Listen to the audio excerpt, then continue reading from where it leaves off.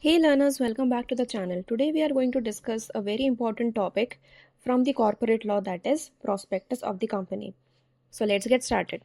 First, let's understand what is a prospectus.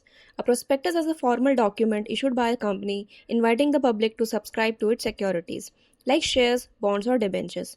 As per the Section 2, subsection 70 of the Companies Act 2013, a prospectus includes notes, circulars, advertisements, or any communication inviting offers from the public for subscription or purchase of any securities.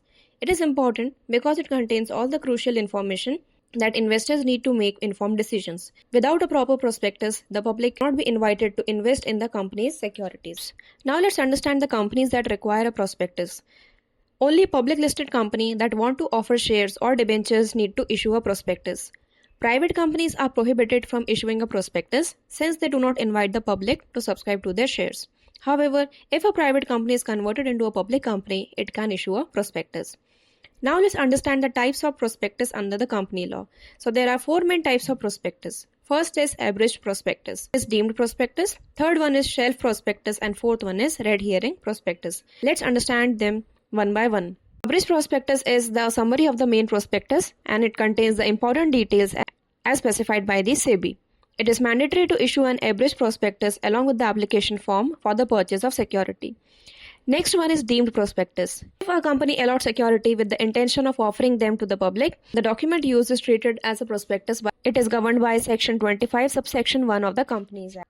Now let's understand shelf prospectus. According to Section 31, it allows securities to be issued in multiple offerings without the need for new prospectus for each time. This is particularly useful for financial institutions issuing debt securities frequently. The last one is the red herring prospectus. It is defined under Section 32. It is an initial prospectus without complete details of the price and quantum of the securities. It is filed with the registrar before the actual issue of the shares. Now let's understand the contents of the prospectus. Companies Act specify what must be included in a prospectus. The key contents are: first, name and address of the company; second, objects of the company, why it was formed; third is details of the signatories and the number of shares taken by them. Fourth is the information about directors, their addresses and occupations. Fifth one is types and classes of share being offered. Sixth is minimum subscription amount required. Seventh is remuneration of directors. Eighth is auditor's detail and financial report. Ninth is preliminary expenses and financial details. And the last one is voting rights of the shareholders. Now let's understand the requirements of a valid prospectus.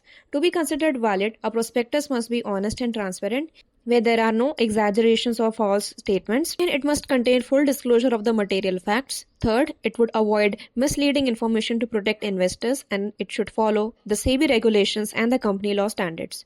Now let's understand the objectives of issuing a prospectus. It is being issued with the objective to inform the public that a new company has been formed.